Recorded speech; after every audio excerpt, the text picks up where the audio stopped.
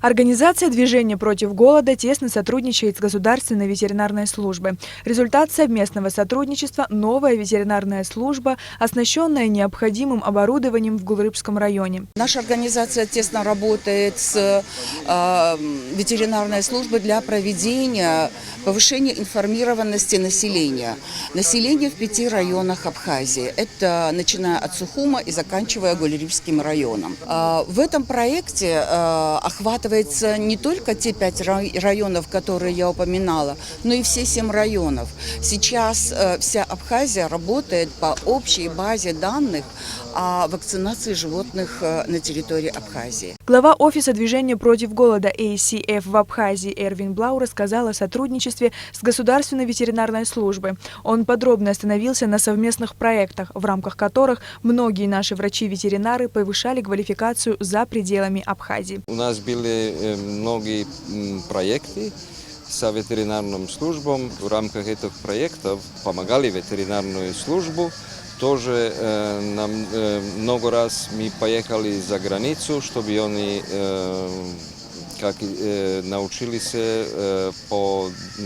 на других местах, как ветеринарная служба работает. Были поездки, например, в Турцию, Белоруссию, Македонию, в Англию. На много местах мы были с ветеринарной службой. Главный ветеринарный врач Гулрыбского района Руслан Кандакчан отметил важность этого события и рассказал о сложностях, с которыми они сталкиваются. То, что построено здание ветеринарной службы, имеет огромное значение для жителей Гулрыбского района проживающих, которые находятся централизованно, когда жители могут с разных сел быть доступно, приходить к нам в службу, обращаться и находить нас здесь.